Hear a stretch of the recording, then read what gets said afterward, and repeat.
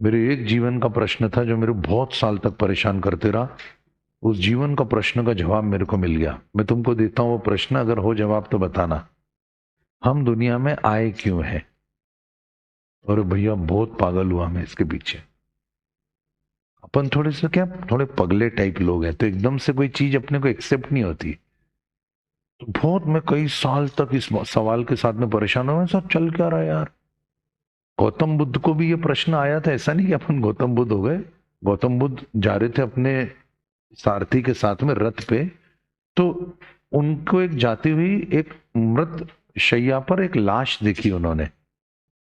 तो और उनके पापा को, गौतम बुद्ध के पापा को एक संत आए थे मिलने के लिए जब वो पैदा हुए थे। 2 मिनट बढ़िया बात बोल रहा हूँ, फिर वापस आ जाऊंगा। तो वो संत ने आके जब गौतम बुद्ध को गोद में लिया तो वो खूब खुश हुए, और फिर उसके बाद फूट फूट के रोने लगे। तो राजा, बहुत जबरदस्त राजा जो गौतम बुद्ध के पिता थे, उन्होंने पूछा यार ये क्या दो बातें, एक बार खुश हो रहे हो एक बार रो रहे हो? बोले मैं खुश इसलिए हो रहा हूँ कि ऐसी कि भाई साहब आप जानते नहीं आपके घर में किसका जन्म हुआ है। ये आने वाली युगों युगों तक के लोगों के सोचने का तरीका बदलने वाला है। ये ऐसा चक्रवर्ती राजा बनेगा। पर अगर इसने जीवन में कभी भी कहीं कोई तकलीफ या दुख देख लिया तो इसको 1 सेकंड में विरक्ति आएगी और ये सब राजपाट छोड़ के चले जाएगा। इसलिए इसको किसी भी परिस्थिति में दुख मत देखने देना। अगर इसने दुख देख लिया तो इसके जन्म जन्मांतर के कर्म इसको खींच के ले जाएंगे अध्यात्म में, और फिर तो वो सृष्टि का कल्याण कर देगा। पर आप राजा हो, आप तो चाहते हो कि आपका छोरा राजकुमार बने, तो उसको कहीं दुख मत दिखाने दे। तो राजा ने उनके लिए नर्तकियां लगा के रखी, हमेशा डांस म्यूजिक खाना पीना एंजॉयमेंट चलता रहा।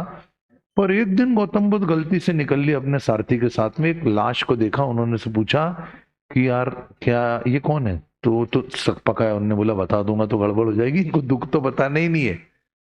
तो उन्होंने नहीं, कुछ नहीं बोला। अभी बताइए है क्या? मैंने ऐसा अभी आज तक देखा नहीं जीवन में। ये ऐसा लेट के जा रहा है, राम नाम सत्य, चल क्या रहा है ये? बोले ये तो मर गया। बोले मर मर क्या होता है, मरना क्या होता है? और उसको बताना पड़े कि शरीर लिया है तो मरना होगा। बस उसी रात वो रथ से उतरे, अपनी पत्नी और अपने बच्चे को सोता छोड़ के, अपने माता पिता के पैर छू के जो निकले, और 12 साल तक के वटवृक्ष के नीचे बैठे रहे। और जब आंख खुली तब वो गौतम बुद्ध बन चुके थे। सिद्धार्थ नाम था उनका। तो ऐसा है, ऐसा ट्रांसफॉर्मेशन। तो ये अब मैं बात यहाँ क्यों बोल रहा हूँ?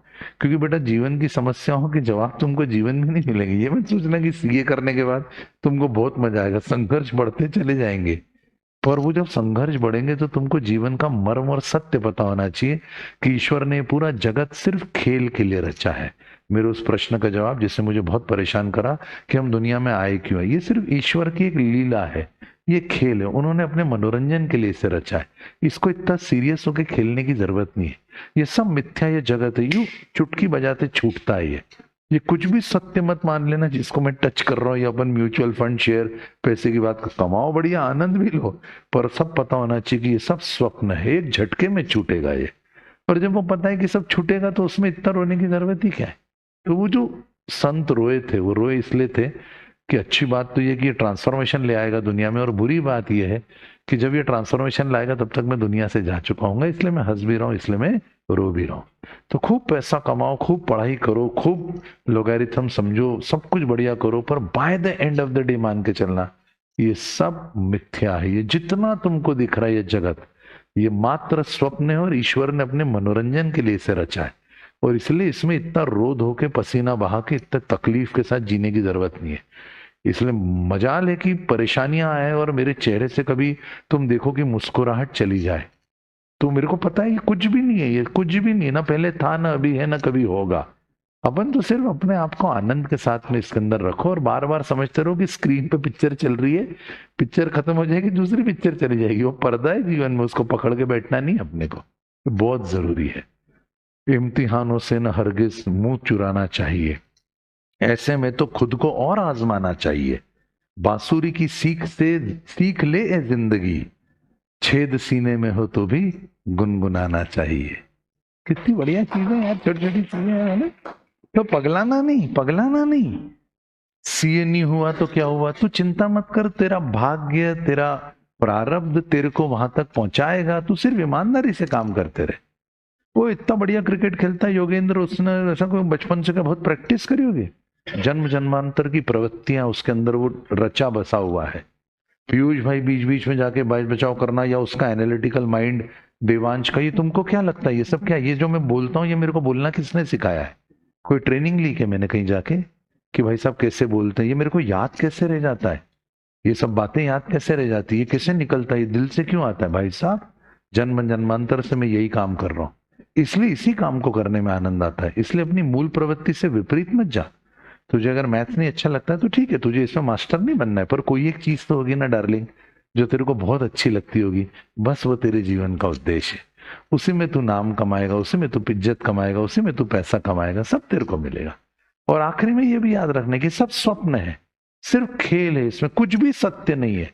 इसलिए पकड़ने या चिपकने की कोशिश मत करना, छूटेगा जरूर, किसी का पहले किसी का बाद में, किसी का 30 साल की उम्र में किसी का 80 साल की उम्र में, छूटेगा जरूर। इसलिए बिल्कुल मस्त, एकदम रिलैक्स, एकदम आनंद। ये बने बहुत अच्छा, नहीं बने और भी अच्छा, क्योंकि फिर कुछ और बनेंगे जो अपना स्वधर्म होगा, है ना। अमिताभ बच्चन ने अपने पिता हरिवंश राय बच्चन जी से पूछा, मरते मरते बहुत स्ट्रगल कर रहे थे अमिताभ बच्चन जी, 1 मिनट और लूंगा।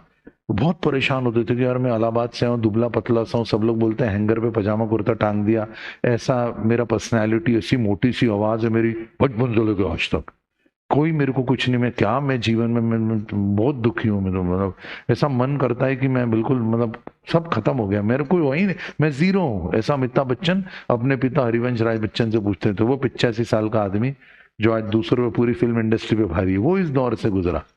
तो हरिवंश राय बच्चन जी ने अमिताभ बच्चन जी को क्या बोला, बोले यार, बोले बाबूजी कुछ बता दो ना, तो कुछ मेरे को ऐसा बता दो कि आपके जाने के बाद मैं जीवन जीऊंगा तो कैसे जीऊंगा। तो उन्होंने बोला बस 2 लाइनें बताता हूं, अगर तुझे समझ में आ जाए कि मन का हो तो अच्छा और ना हो तो और भी अच्छा, क्योंकि फिर जो होगा वो उसके मन का होगा और उसके मन का कभी गलत हो ही नहीं सकता।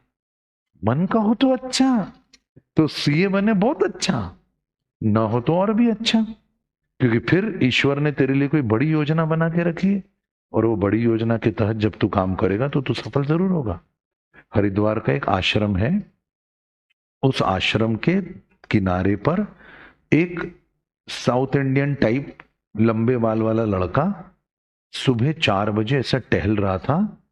तो वहां से जो आश्रम के प्रमुख हैं गुरुजी, उनने देखा यार ये नदी के पास साला ऐसा क्यों टहल रहा है, मेरे को डाउट लग रहा है, ये कहीं कुछ गलत तो नहीं कर देगा। तो वो उसके पास गए, तो उसके साथ छुआ तो बच्चा डर गया। उन्होंने पूछा कि ये भाई क्या है तेरे मन में? बोले देखो मैं बताता हूँ, मैं अपनी बहन के गहने बेचकर एग्जाम देने के लिए आया था, मैं एग्जामिनेशन में फेल हो गया हूँ और मैं वापस घर नहीं जा पाऊंगा, मुझे आर्मी ज्वाइन करनी थी और इस कारण अब मैं, आपने ये छू लिया मेरे को, नहीं तो मैं तो प्लानिंग कर रहा था, मैं अब भी कूदा ये नहर के अंदर, नदी के अंदर अब भी कूदा। तो वो कैसी बात कर रहा है यार, ईश्वर ने तेरी एक योजना को खत्म करा है, हो सकता है ईश्वर के पास तेरी बहुत बड़ी योजना हो, तू भरोसा रख। बोले मैं घर कैसे जाऊं? तू चल मेरे आश्रम। उसको खाना खिलाया, उसको पैसे दिए और उस युवक को विदा करा कि भरोसा रख कि तेरे साथ जीवन में कुछ बहुत अच्छा होगा। एक बड़ी योजना होती है, इसलिए छोटी योजनाओं को फलीभूत नहीं होने दे सकता। वो कैलकुलेटर सामने वाला, ऐसा ईश्वर के सामने अपन ये मेरे को कैलकुलेटर दो, कैलकुलेटर दो। ईश्वर ने तेरे लिए मोबाइल फोन पीछे रखा हुआ है, पर वो देगा नहीं, पहले तेरे से कैलकुलेटर छीनेगा, फिर तेरे हाथ खाली हो जाएंगे, फिर बोलेगा ये ले। ऐसा ईश्वर का तरीका अलग होता है देने का, तेरा हाथ पहले खाली करना पड़ेगा। तो ये जो तेरे से एग्जाम में विफलता आई है तेरे को, ये तेरा हाथ खाली करवा रही, अब तेरे को कुछ मिलेगा, भरोसा रख। मैंने बोल दिया है 24 घंटे में एक बार जीवा पे सरस्वती बैठती है, जा भरोसा रख। वो व्यक्ति कौन बना पता है? एपीजे अब्दुल कलाम, अबुल पाकिर जैनुद्दीन अब्दुल कलाम। वो उस दौर से गुजर रहे थे। तो अब उनके साथ हुआ, मेरे साथ हुआ, तुम्हारे साथ क्यों नहीं होगा? कोई एक चीज जो तुमको बहुत पसंद है वो तुमको नहीं मिलेगी, तुम रोगे भी, रोना भी चाहिए, मन हल्का होता है, परंतु तुमको याद रखना है कि वो हाथ तुम्हारे खाली करवाए ईश्वर ने। अब उन हाथों में बेटा कुछ बेहतर आएगा, तेरे को उस दिव्य योजना पे भरोसा रखना पड़ेगा। इतना समझ में आ गया ना, फिर ये लॉगरिथम नहीं भी समझ में है ना, चिंता वाली बात नहीं है, क्योंकि मेरे को पता है ये पूरी लाइफ का सार मैंने दे दिया है। क्योंकि तुम जिस किताब के पेज पे हो उस पे पेज नंबर 18 लिखा हुआ है, मैं जिस किताब के पेज पर उस पे पेज 51 लिखा हुआ है। उतने पन्ने मैंने पढ़ लिए, और मैं बता रहा हूं कि इस कहानी में ऐसा ऐसा चेंज, नरेशन चेंज होगा, ऐसा आएगा। तेरे को इतना भरोसा रखना पड़ेगा। और ये काम सिर्फ 3 ही लोग करेंगे तेरे लिए, माता, पिता और गुरुजन। चौथा है ही नहीं। मैं नहीं बोल रहा हूं, ये तो शास्त्र बोल रहे हैं। अब तुझे तय करना है। माता पिता तो फिक्स है, गुरुजन किसको मानना है किसको नहीं मानना है वो तुझे तय करना है। क्योंकि दिखेंगे बहुत सारे मुखौटे, उन पे गुरु लिखा हुआ होगा, तुझे ढूंढना पड़ेगा कि साला मुखौटे के पीछे कोई और भलता आदमी तो नहीं तो मैं अगले भरोसा कर लूं, इसकी बात मान लूं और निपट जाऊं मैं तो। ये विवेक और अपनी बुद्धि से तुमको निर्णय लेना होगा। ठीक।